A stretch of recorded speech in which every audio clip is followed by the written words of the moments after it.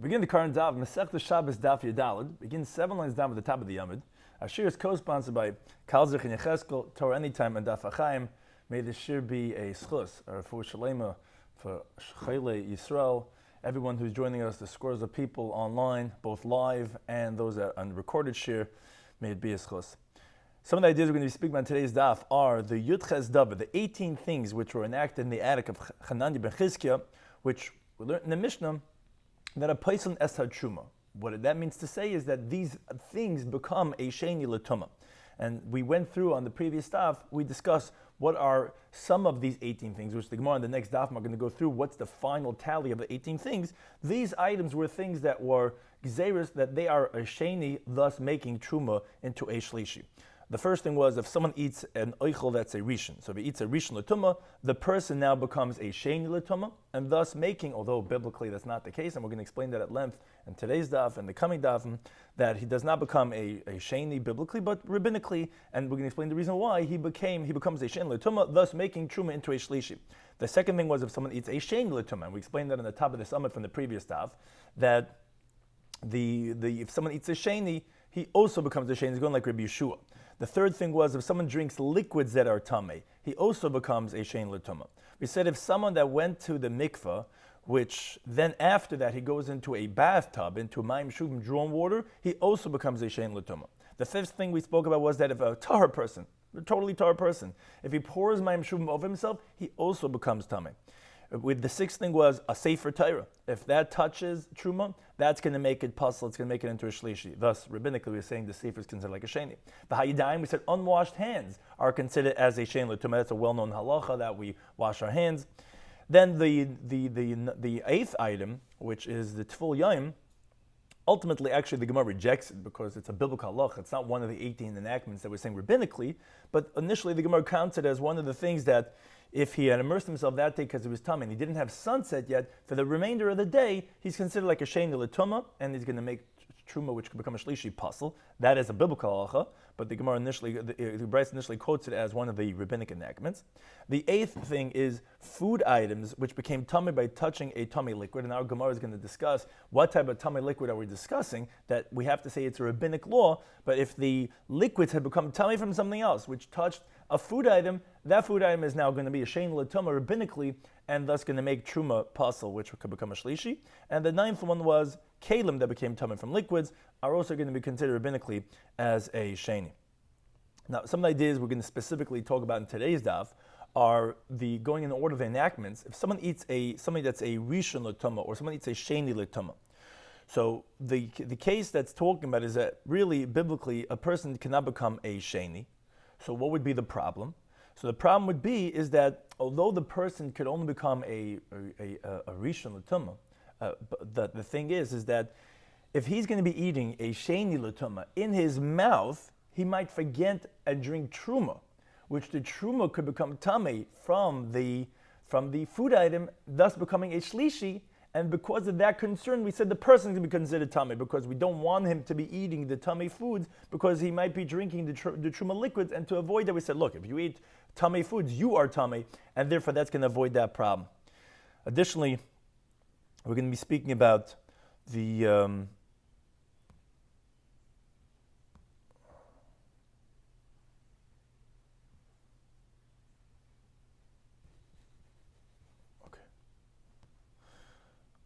So let's begin today's daf.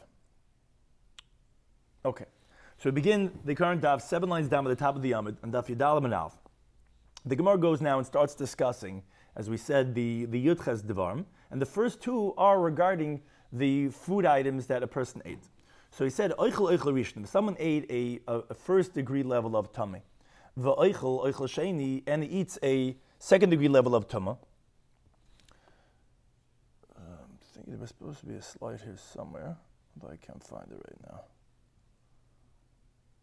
It shows regarding the truma. But be that as it may, there's a transmission of tumah from an ava tumah to a rishon l'tumah to a shein l'tumah. The way it generally starts off is that you have a sheretz, which a sheretz is, let's say, an ava tumah. You have a dead person, is aviyavoisa tumah. Then every time it continues to go, it continues to be downgraded in its transmission. So now we're saying that why is it if someone eats a first degree level of tumah, if someone eats a second degree level of tumah? My time a gazer bei rabbanan. Why did the rabbanan make a gzeira by a person who eats it that tumah that he should become tummy? Why should he become tummy? As we said, first of all, a person never becomes tummy from a rishon or a sheni. He only becomes tummy from an avatum. So says the Gemara, as we said just before, the zimnik is at times the ochel eichlin tameim. It could happen that he's eating tamei foods, and the problem is b'shakol mashkin de truma. He's going to go ahead now and drink liquids of truma.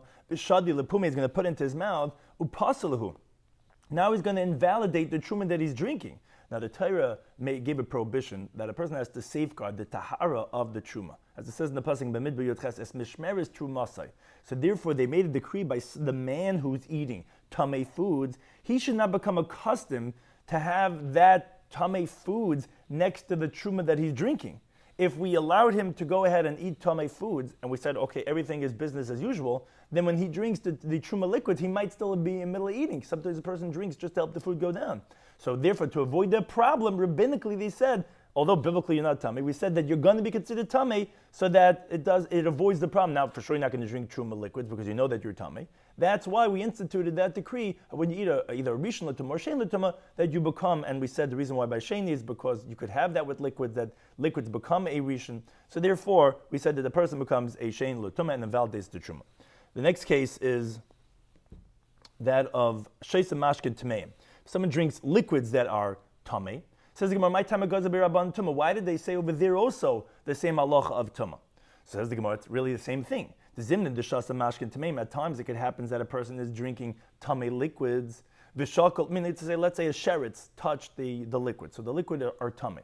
So v'shakol eichlin truma. And when he's drinking, he might be eating a food item of truma. V'shadil lepamei puslahu, and he's going to put it in his mouth and he's going to validate it. So therefore, for that same concern, we said we don't want you to be able to eating the truma at the same time as the liquid. So we said you're tummy, and therefore then the person's not going to have the problem with the truma.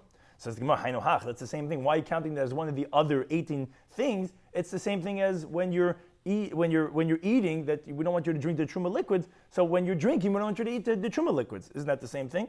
Says the Gemara, no. What would you say? The prohibition about the problem that we created of tumah when you're eating a food item that's tummy is shchichi. That's a common thing that a person will drink when he's eating, because a person's eating. A lot of times he's drinking to help it go down. So therefore, it makes sense when he's eating food items that are tamei that we should make that he's going to be tamei because we're concerned he might drink. But when he's drinking liquids that are tamei, lo yishchichi, it's not common that he should eat with the drinking. When you're drinking, you're drinking. You don't necessarily, and that was the custom in Talmudic times that we find that they had wine, they would drink lishriyas to help just the food digest. But when you're drinking, they would just sit down to drinking. Therefore, it's not common that you would eat the food items of truma. That's what we have to tell you, that no, even that was included in the gezerah, that we're saying that you drink liquids that are tamei, that you're also going to be considered tamei. Now we continue to the fourth item that we said in the Brisa, in the Mishnah. And this was a Mishnah that we brought from in a different Masechta, that we brought from Masechta's Zavim, which is coming to explain what we're saying are from the 18 things that we said. We quoted 2 of them in the previous Mishnah, and these are other items that we quoted from this Mishnah Masechta Zavim. We said the fourth thing was if someone where he had immersed himself in the mikveh that day, and then he went into a bathtub of drawn waters. Says the Gemara, my time ago, why did they create a tumah over there? What's the problem with doing that? So Amar Bibi, Amar Avasi says, because what happened was initially was like this.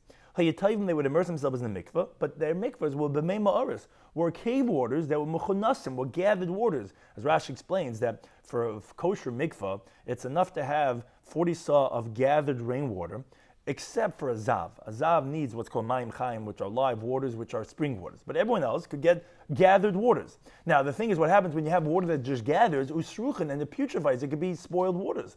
So what the people used to do is that they would then pour on their bodies after they went to the mikveh mayim she'ubim, drawn waters, to get rid of the stench of the mikveh waters. Now, the problem was, this is chilu, so then those who went to the mikveh, they started that va'asum, they made the drawn waters keva, like a permanent, as if that's part of the operation. So therefore, Gazra Aleim, they made a decree on the drawn waters that tumah, that the person that goes in them after he immerses, that he's going to be tummy. because Rashi explains, it's not that we're saying that mayim she'uvim are going to contaminate, let's say, food items or beverages. It's only if the liquid became tummy from a sheretz. This that we made the decree was on the person who went to the mikveh, and then he goes afterwards into the bath water to clean himself off. They said, no, if you do that, you're then actually going to be tummy for the laws of Truma. Says the Gemara, my keva. What was it that they made a permanence out of this, that we were concerned, that we said that we don't like this bathtub stuff after the mikveh, you're going to be tummy. Some Abai says because the people used to say loy elu. It's not only the mikveh waters itself that are mataran that purifies. Elu ve'elu mataran. It's both the mikveh waters and the bathtub that purifies a person. Because since that was already part of the operation, people didn't know. They just went. It's like, okay, when you go to the mikveh, you go into the. This just follows what everyone else does. You go to the mikveh and then you go into the bathtub. But again, that was just to remove the filth of the mikveh waters and not to purify. But people didn't know that. So therefore, to avoid that problem, we said, no, people shouldn't think that it's the bath waters that purifies, that you become actually tummy if you go into the bathtub waters. No, you could only go into the mikveh waters. On that, I'm like Rava, but Rava disagrees with Abai's interpretation. He says, understand, my nafkamina, what is the actual difference? Since everyone goes, and they would immerse themselves in the mikveh, why would the rabbis care if afterwards they thought that a necessary component is to go into the bathtub afterwards? Who cares? But they're immersing themselves in the mikveh anyway. So why do we care that people think you need the bathtub? So good, kol hakavod, people smell a little bit better. Why would that be a reason why we should consider the person as tameh? So Rabbi gives a slightly different interpretation. He says, no, because the people were saying, loy elu mitaran. No, they would think, no, it's not the mikveh waters that purify. Elu mitaran. Only actually it's the bathtub waters that prepare. They would thought maybe that, let's say, the mikveh is just some type of prep. And they were concerned, the rabbis, that the people are going to stop going into the mikveh, and they're going to only immerse themselves in the bath waters, in the drawn waters. And the Torah says, no, achmayin, the boy mikveh mayim, but there's certain qualifications for a mikveh. It cannot be drawn water. And therefore, to avoid that problem, they said, wait a second, forget it. We can't have this anymore, that people are going into the drawn waters, because then people are going to make the mistake and think that actually is the only thing that you need. And because of that, they said, okay, you go into the bathtub waters, you're actually going to be considered as tameh. The fifth thing that we spoke about was the tahar shenaflu. If a tahar person, a regular tahar person, that fell on al reish sheverubi, on his head and the majority of his body, shleisha lugan mayim shuvim, 3 lugan of drawn waters, he becomes a shein l'tumah. If he touches now truma, he's going to be a shlishi. Says the Gemara, my time goes to be rabbanan. Why did the rabbanan make exer by him? He doesn't have the whole concern that we just said previously in the guy before, that, okay, because after the mikveh, he would go into the drawn water, and we're concerned he might think it's the drawn water and not the mikveh. This guy's a tar person. What's the problem with a tar person having a shower, a 3 lugan mayim, a regular tar person? You're saying he's considered a shein l'tumah? My time because of Rabbanan. Why did Rabbanan make exera? Says the Gemara, because the ilay ha, if we would not make exera, even on the tar person, l'kaima ha, the exera of the person who's after the mikveh would not be sustainable, because people would say, wait a second, what's the difference between this guy and this guy? He went to the mikveh, fine, but both of them are taking showers. Why is he becoming tummy and he's not becoming tummy? And therefore people would stop that of Xera. So to avoid that, they make a blanket statement that anyone who goes in a shower, gets a drawn buckets of 3 lugan of water, are going to be considered as a shein l'tumah. And that's all for the reason of the person who went to the mikveh, who needed that. If he goes into the drawn waters afterwards, we're concerned that he's going to stop the whole mikveh thing, and that would be obviously a problem in the law, a huge problem in the laws of tahara. And therefore, they made everyone who at least had the 3 lugan of water poured over their head, that they can be considered as a shein l'tumah. The 6th item was the sefer, a Torah scroll, any of the holy writings, that's considered sheni. If it touches truma, the truma becomes possible because it becomes a shlishi. Says the Gemara, my time goes to be rabbanan tumah. Why did the rabbanan make exera of tumah on the sefer Torah? So Rabbi Misharshi says, I'll tell you what. In the beginning, what they used to do is they would conceal, they would put away, they would hide their truma next to their sefer Torah. In the aron, they would put the truma. And they said, you know why? High kodesh, the sefer Torah is holy. The high kodesh and the truma is holy. So let's keep the holy things together. Now the problem is keeping the kachaz, the ka'aslei pseida. Once the rabbi saw that this started creating a loss, because what happens is that mice come to the food, and then they started destroying the sefer Torah. So therefore, to avoid that, Gazav Rabban the Tumah, the Rabbanan made a Tumah. They said, no, the Sefer Torah is considered tummy in regards to truma. People, okay, forget it, we can't keep it next to the Sefer Torah. Now, in regards to regular foods, there's no necessity of saying that the Sefer Torah is going to be tummy regular foods to make it, let's say, into a rishon, because a chulin could only become a sheni. That didn't have to, because anyways, people did not put their regular food next to Sefer Torah. Sefer Torah is kodesh, this food is chal. But by truma, they thought they're both holy, they put it together, and that the rabbis were concerned with that because it's ruining the Sefer Torah. They said, no, to the contrary, Sefer Torah is a sheni. You put the truma next to it, it's actually going to become pasul, it's going to become a shlishi. That's why they made the Sefer Torah into a sheni, thus invalidating truma as a shlishi. The seventh item was v'hayadayim, and hands. Why did they say that unwashed hands are a sheni l'tumah? Which Rashi's preferred interpretation is that a person's hands are always active and they touch his body in filthy places. Now it's disgraceful for truma and it's disgusting for food items when you touch in an unclean place and then you go touch truma. So because of that, we presume that your hands have already gone to an unclean place, and therefore we require a washing to go ahead and purify it so that you could go ahead and eat truma, so that it wasn't first touching a disgusting area. Now, similarly, Tana, we learn in the Braisa, we learned in the Braisa a similar but different type of halacha. We said also hands that came in contact with a Sefer Torah are going to be a sheni l'tumah, and places says a truma, it's going to invalidate truma, which then we said becomes a shlishi. Why? What's the problem about touching a Sefer Torah? And this is actually a well-known halacha. People get an aliyah. If someone touches a Sefer Torah with his bare hands, meaning without any cloth, nikfa arm. So he touches it bare, he gets buried bare, totally naked. Says do you think that's what it means to say the person gets buried bare? El Zer means arm b'lei mitzvahs. He gets buried without any mitzvahs, bare with like spirituality. Says you think a person gets buried without any mitzvahs because he touched the Sefer Torah? Rather, it means to say arm b'lei oisa mitzvah. It means he gets buried bare without that mitzvah. As Tais explains, if he was holding the Sefer Torah to learn from, he does not get the reward of that learning. If he was holding it because he was rolling up the Sefer Torah getting Galila or Hagba, he does not get reward for that mitzvah of Galila because he touched the Sefer Torah. That's forbidden to be done. So because of that, to avoid that problem, we said if you do touch it, you're going to consider it as a sheni l'tumah, so that because we don't want people to touch a Sefer Torah arm. So the Gemara says, wait a second, hey gaza bereisha, which decree of the hands was decreed first? We have two decrees. We have one of stam yadayim, and we have one specifically yadayim that touched a Sefer Torah. If you think to say that the one of regular hands, unspecified hands, gaza bereisha was decreed first, but then as we continue to Beis, but kiv and the hach gaza bereisha, so if you already had the sheni l'tumah on any regular unspecified hands was decreed first, so hasul amali, then why do you need any more? Touching a Sefer Torah is definitely not excluded from stam yadayim. It's going to be the same thing. Why would you need to make another gzeira regarding if you touch a Sefer Torah? Elorad explains the Gemara, hach gaza bereisha. No, the first one of touching a Sefer Torah, when the rabbis made these gezeiros, first they made a decree, if you touch a Sefer Torah, your hands are a sheni. Again, because that was to avoid people from touching a Sefer Torah with their bare hands. And they had not yet made the gezeira regarding the touching of truma. Then, meaning regarding unspecified hands. And then they went and made a gezeira regarding all hands, that we said that we're concerned that your hands are active and that you're going to be touching in an unclean place. So we said for all truma, your hands are going to be considered as a sheni, but that was the first one was regarding the hands touching a sefer. Now we continue with the next one, that the eighth one was utvul yom. Someone who immersed himself, he was tamei, he immersed himself that day, which let's say for meiser is considered tar, but for all other things, for truma, for kachim, he has to wait for sundown, some kachim even the next day, which is mechutz kippurim. You have to wait, you're not finished yet, you're not totally pure.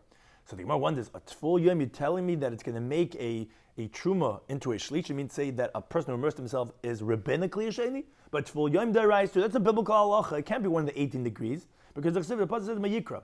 It says v'ha shemesh, if the sun, when the sun sets, then b'tahir, then the person who obviously immersed himself that day, when the sun sets, then he's going to be pure, and then afterwards he could be eating from the kadishim. Now, the Gemara in Yevamis and the Faidalim and Beis explains that this, quote, kadishim of the pasuk, it doesn't refer to what we commonly call kadishim, it refers to truma. But what we see from the pasuk is, before sundown, he cannot eat from the truma. And that is even for touching. As the Gemara explains over there, pasuk, that we see that refers to even to touching, that you need to have, as our pasuk is saying, you need to have sundown, you need to have Erev Shemesh. So obviously we see that you can invalidate with your touching, because if you're not going to invalidate as a Tvul Yom, why would the pasuk have to say that v'tahir, when sundown you become tar? Obviously before you were not tar. Now, Obviously, it refers to touching because it's talking about in the pasuk, in that the Gemara brings over there, kol kli asher ya'aseh malacha b'mayim. We're talking about a kli that's going to become tummy from the tvul yom.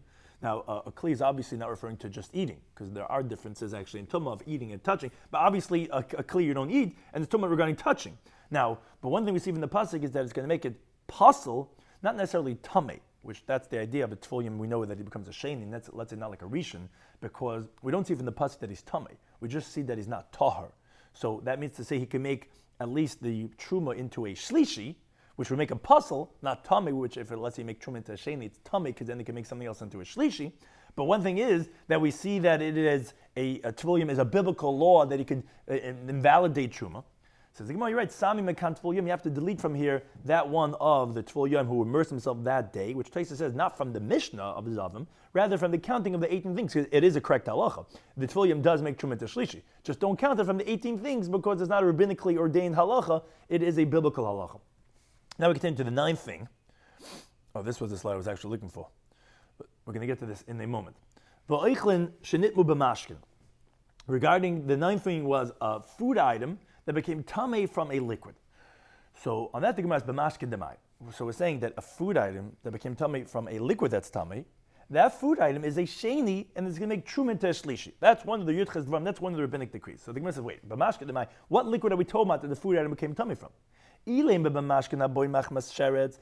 it's because a liquid that came in contact with a sheret, meaning the liquid became tamei from a sheret. So as the slide shows, you have over here a rodent, a dead rodent, is a avatuma. That touches the liquid, which becomes a rishon l'tumah. Then it touches bread, that's a sheni l'tumah. You're talking about that food item, an oichel that became tummy from a liquid. What type of liquid? It's a rishon l'tumah that became tummy from a dead sheret. So on that says the Gemara, that cannot be the case. Because that's a biblical halacha, that liquid is a rishon because it became tummy from an av, and then the food item is a sheni, and that is a biblical halacha that a sheni l'tumah is going to make to truma into a shlishi. How do we know this? Because there's a pasuk in the Yikra that says, the chol mashka, any beverage, any liquid that will be drunk.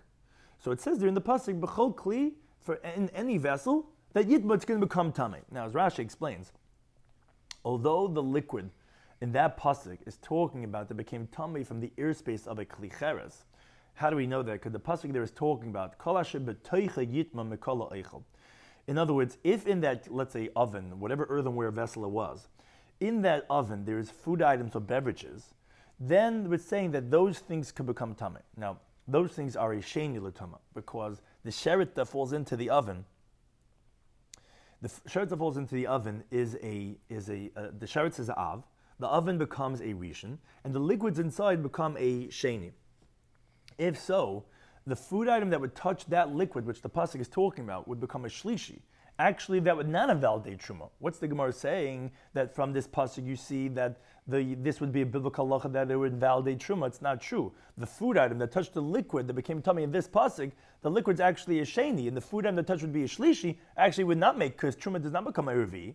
So that Rashi explains that the Gemara learns out in the first parak of Masechet Pesachim, we learn out from a kal v'chomer.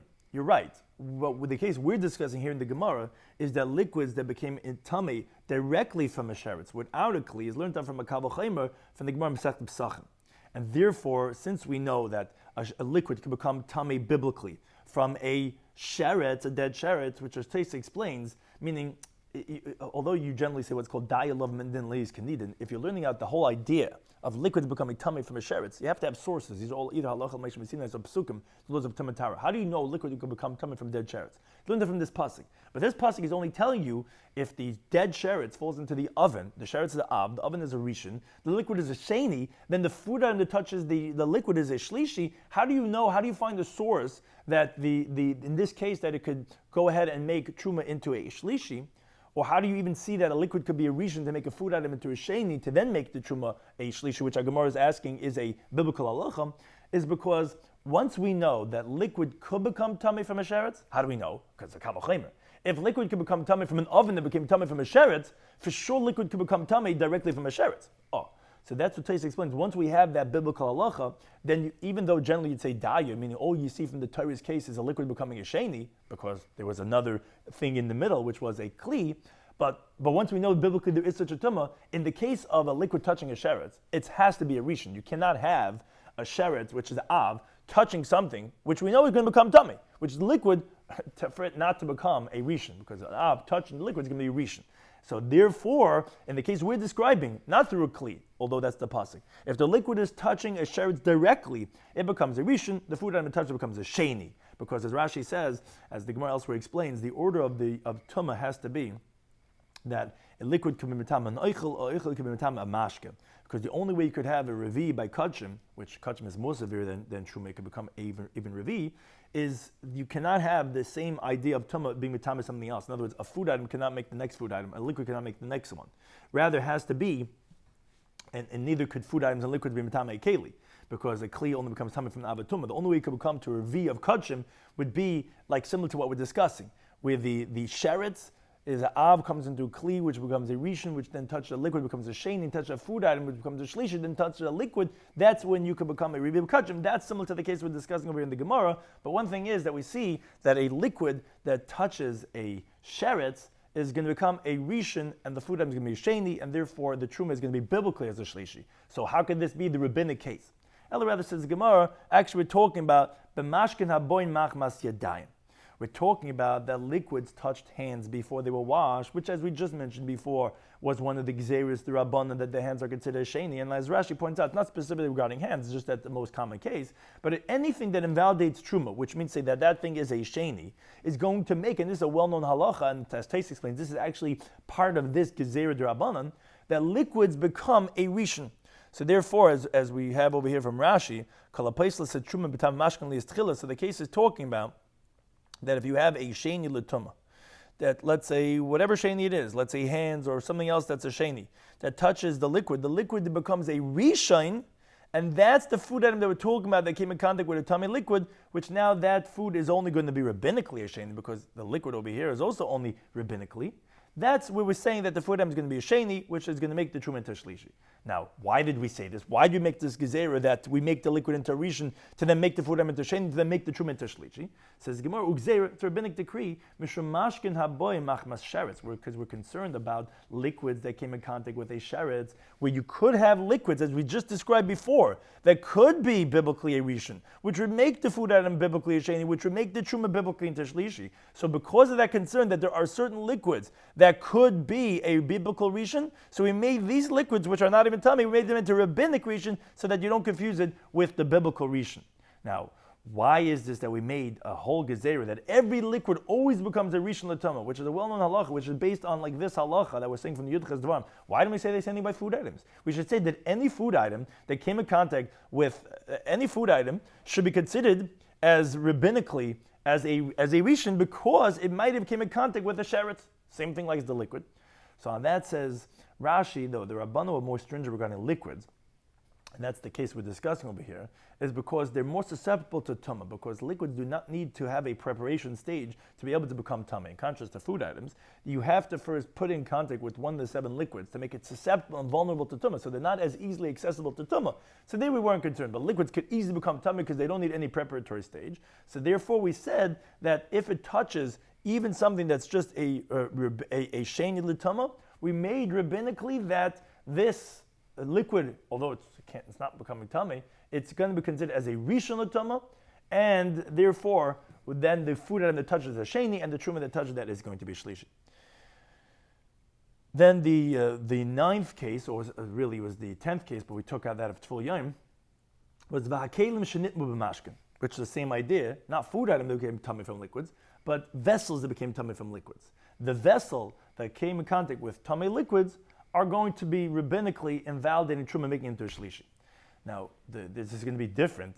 We just said food items, now we're talking about kalim, because the laws of kalim are different than that of food items. Generally, kalim could only become a rishon l'tumah from an abatuma, whereas food items could become a shein l'tumah from a rishon. So this is where we're going to up it one notch. So the Gemara has kalim di tamba b'mashkin demai. When we're saying these kalim that became tummy, what liquids are you saying that's rabbinically going to consider a sheni, that is going to invalidate on the rabbinic level truma to make it into a shlishi?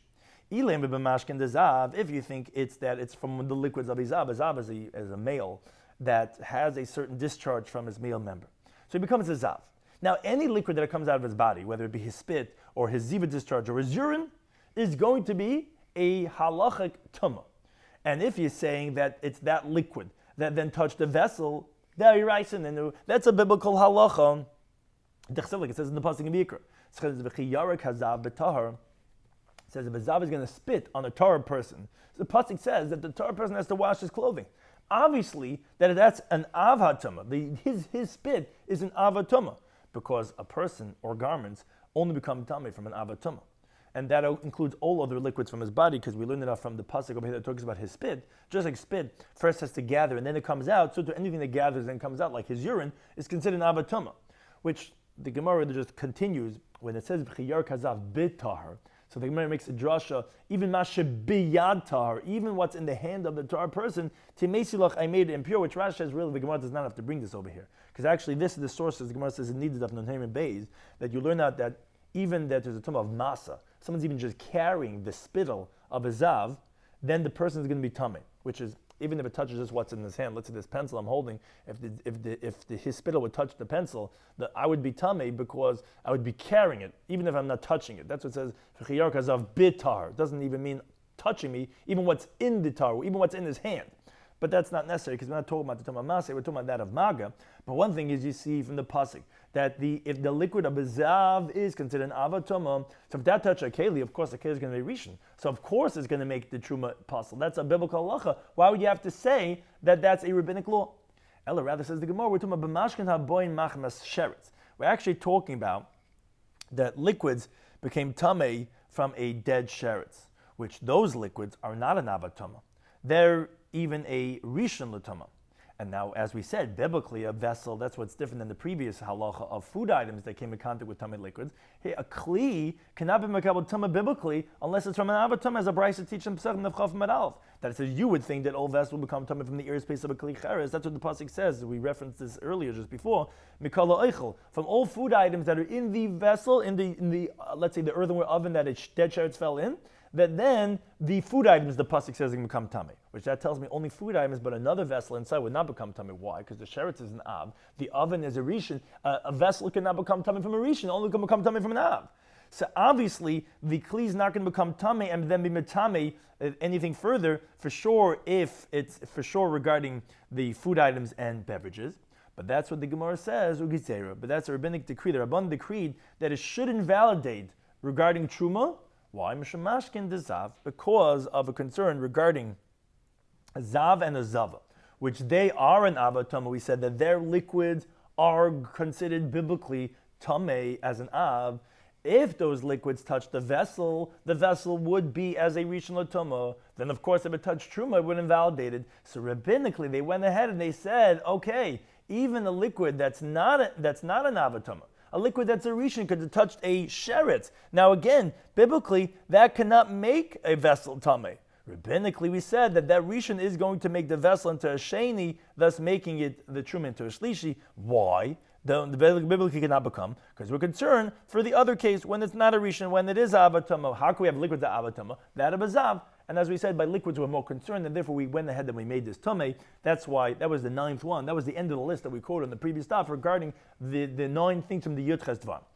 Now the Gemara goes back and to ask the following question. One of the gezeres you told me was v'yadayim, regarding unspecified hands. You told me that Tamidi Shama Behil Gazer, that this was that you had this dispute in the attic of Reb Chananya, and what happened was they voted, and the students of Shammai overweighed the students of Hill. Says the Gemara, but Shammai Hill Gazer, this wasn't something that was decreed by the students of Shammai Hill. This was Shammai Hill themselves. They're trying to learn the Brisa. Yosi ben Ye'ezeh ish Tzreida and Yosi ben Yechon ish Yerushalayim, these two great sages, they were Gazer Tumal Eretz Am. First, we're going to talk about other things, and we're going to come to that of Shammai Hill. They made a decree on the Tumah of the lands of the nations. The thing is, because we don't know where they bury the nations of the world, their dead people, a non-Jew contaminates both by touch and by carrying, and even if you're in the same space above, which is called tumas oil, according to Rabban, even according to Rabbi Shimon, that holds there's no tumas oil by the cemetery of non-Jews, but it is matam by touch and by carrying and by the decomposed parts. So therefore, the earth of the Eretz Amim, they said that that's considered going to be a tumah, because we're concerned that maybe there's a part of a dead person. They also made a gzeira al klis chuches on glassware, that it doesn't say in the Torah any tumah regarding glass, where they said that it's going to be considered tumah. We're going to explain this on the following dafim. Shimon Shetach, he was tikkun ksuba l'isha. He instituted a ksuba, a marriage document for the woman. What does that mean? There was a laws of ksuba beforehand. It means to say, this is actually a very important halacha l'maisa. He made that the husband has the right for the wife. Kol nichse achran l'ksuba. All my assets are liable to pay up the dowry. Now the reason why is because they used to have that they just had her ksuba money ready over there, and he got angry. He says, "Take your ksuba and get out of here." As the Gemara says, "Ksuba is not pebezim abeis." To avoid that, they said, "Hey, all your assets are indebted to the wife." And then he's going to have to think this through before he goes and he becomes hasty. He instituted that halacha. And because of Tumah al Klimatchis, he decreed the laws of Tumah on regarding metal vessels, which more later on, Daf Tezayin is going to explain what that means. Isn't that a din deraisa? The Gemara is going to discuss that. But what we want to get primarily from this brisa is Shama the hill. They were Gazur Tumah al Yadayim. They decreed the Tumah on the hands. So you see that it wasn't the students of Shama Hill by the Yutches Dvarim. You see that it was Shama Hill themselves. Now, Bechita, maybe you're going to say, you're right, it's not a contradiction. It was Shammai v'Siyata, it was Shammai in his group, it was V'hil v'Siyata, Hill in their group, meaning the Rebbeim were with their students when they had this machlekes of the 18 things, and there was not a contradiction.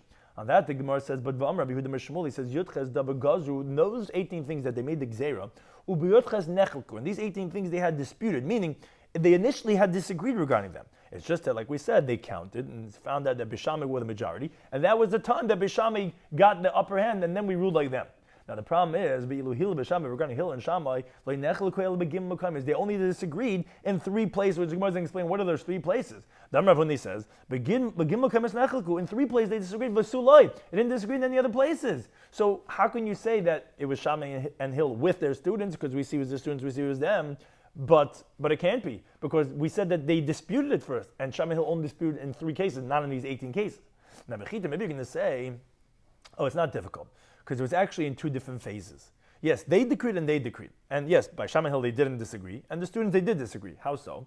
Asa Inu, first Shammai Hill came along, Gazer Litlis. They first made a decree that the Truma is going to be what's called suspended, meaning when this person that has Stam Yadayim touches the Truma, you're not going to eat it, but you're not going to burn it, which actually generally what the halacha is by rabbinic law. Rabbinic law, it's only rabbinically, you're not allowed to go ahead and burn it. So they decreed that the person with the Stam Yadayim, when he touches Truma, it's just going to be, you don't eat it, you don't burn it. The Asu Tamidai, then the students came along because of Lisrav, and they made a decree that actually when Stam Yadayim touches Truma, you're actually going to burn the Truma. And that's just like, well, you can't say that either, that it was in those 2 phases, because V'ama Il faces Yadayim, the halacha of Stam Yadayim, of regular hands, that we don't know for sure that was just washed. Tchilas Gizeras, in the beginning of the decree, was Lisrav, was to burn. So if the beginning was to burn, you can't say that was in those 2 stages, so that means, so who did it? If the initially was to burn, was it Shaman Hill or was it their students? So Elarada says the Gemara, the answer is like this. Asu inhu gazer. Yeah, Shaman Hill came along and they made the decree that it should be Tamei, rabbinically, the Stam Yadayim, to make the Truma invalid. But they didn't accept it from them. And then the students came along and they made the Gzeira, the Kiblim and they accepted from them, and therefore it's not a contradiction. Yes, they both came along and made the Gzeira. Well, if Shammai Hill already made the Gzeira, why do you need the students? Because they didn't accept it from them, and then later on the generations, then they already felt they were ready for that Gzeira, and then they accepted it, and therefore it's not a contradiction. But the Gemara asked another final question. But Vakati Shleima Gaza, what do you mean Shammai Hill, his students? Shleim HaMelech, generations before, he made the Gzeira. Because like a pasuk says in Kehelis Yud Beis, he was V'izin, he listened, the chikar, and he saw it out. What does that mean? That's a simple translation. But izin also could mean that he made aznayim l'Torah. He made ears, handles for the Torah. In other words, he made boundaries and distances like the handle of a cup, that you're distant from the cup, that he made that for the Torah that we shouldn't touch, and what's called in Yiddish, the halacha of the Torah. What did he do? He made gezeris. As the Amar Yehuda Meshmul b'Shosha taken Shlomo Eruvin, when Shlomo Melech went and instituted the laws of Eruvin, which is the whole next Masechta we're going to be learning, that are actually, those are like handles for the laws of Eitzah and Shabbos, where Eruvin is that you can't even carry it from one Rishus to the Rishus of your friend, even though they're both Rishus HaYachid, even though biblically it's permitted, the laws of Eruvin is that you have to make an Eruv. But that is a Aznayim, that's a handle, that's a distance for the laws of Eitzah, of Shabbos, where when he came along and he instituted the laws of Eruvin, v'netilas yadayim, and the laws of netilas yadayim. So we see he made the laws of yadayim, meaning that stam yadayim apostle that you need to have the Natilas Yadayim. So Yotza Baskava Amr, the heavenly voice came out and said a pasuk in Mishlei, B'ni, my son, im chacham libcha, if your heart is wise, yisamach libi gamani, my heart will also rejoice. And another pasuk in Mishlei, Chacham B'ni, my son, be smart, v'samach libi, and my heart will be glad, v'shiva charfin, I'll be able to respond to those who disgrace me, davar something. So we see that Rabbi Shloimy Melech made it. So who was it? Was it Shloimo, or was it Hillel and Shammai and their students? So the Gemara Asa, as we get to the top of Tezvav and Aleph, that Shloimo came along and goes to the Kadishim. His decree of Stam Yadayim was for the laws of Kachim. That's the most severe level of Tahara, and that's what he made the Gzeir for. V'asa Inu, then they came along, Hillel and Shammai, but Gaza Afal Truma, they made the Gzeir regarding Truma, and they did not accept from them. And then subsequently, the students went and came along, and then they accepted from them, and therefore, it's not a contradiction. Now, some ideas we spoke about in today's Daf, in Shabbos Daf Yudalid, was that we clarified the 18 things that are from the Yudches Dvar. Now, we said 10 things, which ultimately turns out to be 9 things, because one of them is actually biblical, that regarding the laws of Tumah, that we said that these things are considered as a Sheni L'Tumah, thus their Paisel, the wording Paisel is specific, their Paisel es HaTruma, it makes the Truma into a Shlishi. One of them is Eichel Eichel Rishon and Eichel Eichel Sheni, which are two different, are considered as two different categories. We said that that's like Rabbi Shua, that's when you eat a Rishon, not only then you become a sheni, but even when you eat a sheni, you become a sheni, as we discussed in the previous daf, that generally, even though the transmission lowers it one, but we find such a precedent in halacha that a sheni can make a sheni through a liquid, so therefore, since we found such a precedent, we made that restriction regarding a person that eats. And why did we say the person who eats tummy foods? A person cannot become tummy from foods. A person can become tummy from an avatuma. If he's eating a rishon and for sure sheni, why would he become tummy? The reason is because of a different concern. There's nothing regarding him. Biblically, he's not tummy. The problem is he might be eating foods that are tummy, and he's allowed to eat foods that are tummy. Nothing happens to him.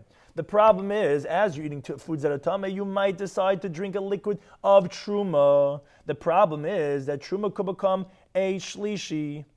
If you're eating foods that are rishon or sheni, the truma liquids in your mouth are going to become tummy as a shlishi. So to avoid that, we said that no, if you eat tummy foods, you become tummy. You're tummy, of course you're not going to have liquids that are truma. That's going to avoid that problem. So we said what seemingly was the opposite case. If you're drinking liquids that are tummy, you also become a sheni l'tumah. Well, isn't that the same thing? When you're eating, you might drink. When you drink, you might eat. No, there's an extra chiddush, because generally you don't eat in the middle of drinking. You drink in the middle of eating, but you don't eat in the middle of drinking. Now we have to tell you that even over there, we're making the Gzeir Drabanan because of the concern you might eat in the middle of drinking, and therefore you can consider a Shein L'Tumah. Then we had the fourth one was, if Habar Reisha Beruba B'mayim Shuvim. If someone went to the mikveh, and then afterwards he goes into a bathtub with drawn waters, then we said he's going to be considered Shein L'Tumah. For Truma, you consider as Tameh. Why? Because people are going to come to say that the Mayim Shu'uvim is what Matar. Oh, that's the warm, the mikveh is putrid water. They're going to think that the main one is that when they sit there in that beautiful bath, that's the primary one. And then they're going to stop doing the mikveh to avoid that. They said, no, actually, if you go into the bathtub, you're actually going to be considered as a Shein L'Tumah. Then we said, even a Torah person. Why? Torah person, what does that have to do with anything? He's not even going to the mikveh at all. I said, because if we don't make him tummy, then we're not going to have him tummy. Because people say, wait a second, he's in the bath. How come he's tummy? He's not tummy. So to avoid that, we said anyone that has 3 lugan of mayim shuvim poured over them are considered a Sheini L'Tumah.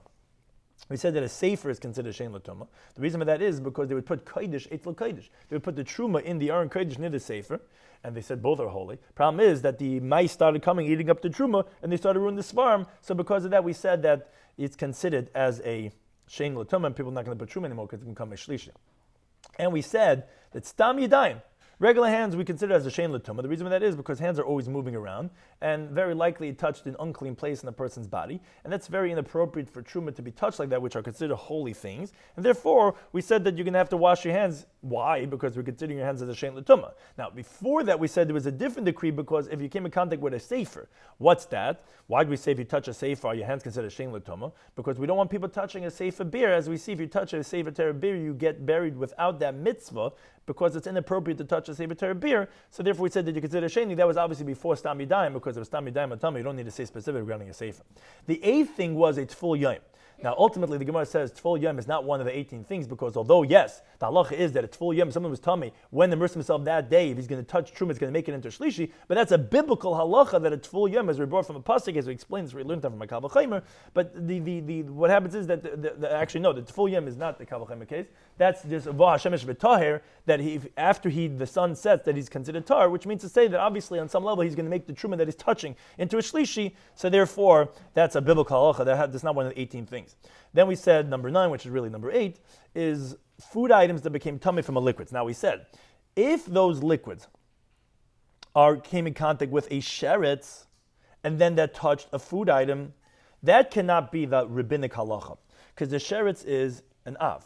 The liquids are going to be a rishon. The food items are going to be a sheni. Of course it's going to make truma into a shlishi. That's a biblical halacha. That cannot be the case. So it cannot be because of a sheretz.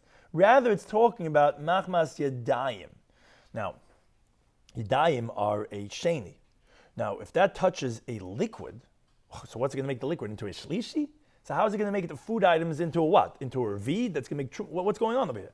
Rather, we said, and this is the halacha, we always say that liquids become a rishon. If even a sheni like yadayim or any other sheni touches the liquid doesn't become a shlishi. The liquid becomes a rishon. And then, when it touches the food item becomes a sheni, and then the truma is going to become a shlishi. Why? That's a rabbinic law, obviously, because of the case of sheretz, which we discussed before. Since you could have a liquid that is a rishon l'tumah biblically, which then the food item would be biblically a sheni and make truma into a shlishi, and we said that liquids are more susceptible to tumah. So, but to avoid that, we said, yes, even the regular liquids that wouldn't even be, it would be a shlishi, let's say, it wouldn't be mitam anything further. We're saying it's going to be considered as a rishon because we're concerned for the case of a sheretz. Then we spoke about, which is different, although it sounds similar, oichlin and kalim. Now, kalim they need a higher level of tumah to become tummy. So we said if kalim became tummy from liquids, they're also going to be considered as a shein l'tumah. What type of liquids? We said if it became tummy from the liquids of a zav his liquids are avatuma. Well, that would be a biblical law because a keli could only become tummy from an av. It's becoming tummy from an av.